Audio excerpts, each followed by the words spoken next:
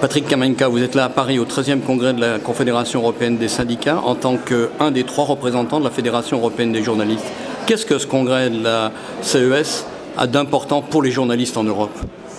Je crois que c'est important que la Fédération européenne soit représentée ici, aux côtés des 90 syndicats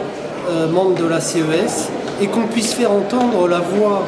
de nos collègues, de nos camarades journalistes, qui, comme beaucoup d'autres salariés sur ce continent, sont victimes de la précarité, des bas salaires, des conditions de travail de plus en plus dégradées, et plus globalement, les médias sont de plus en plus concentrés, le pluralisme est gravement atteint. Et ça, je crois que ce discours-là, il faut que ça parvienne dans les rangs de la CES pour lutter ensemble avec les autres salariés, avec les autres catégories de travailleurs de tous les pays de l'Europe et au-delà, pour justement que la liberté d'expression, la liberté de parole, le droit des journalistes à faire leur métier, contre tous ceux qui veulent les empêcher de travailler, qui veulent faire le mur du silence sur les problèmes, qu'ils soient économiques ou sociaux, et bien que cette liberté de parole soit reconnue, et avec les autres salariés que nous luttions ensemble pour que l'information de tous les citoyens, la qualité de l'information, soit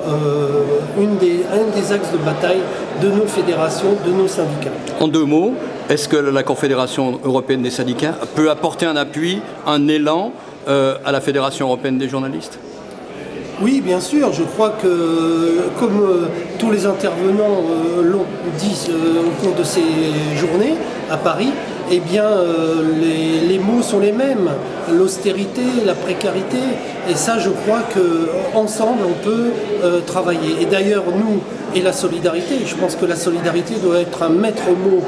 dans nos fédérations, dans nos syndicats. Et la preuve en est que notre motion d'urgence sur la solidarité avec nos camarades turcs et kurdes va être présentée à la tribune du Congrès, et je pense qu'elle sera évidemment adoptée, et ça, c'est une fierté du combat que nous menons avec la Fédération européenne des journalistes depuis des années et des années pour faire que nos camarades soient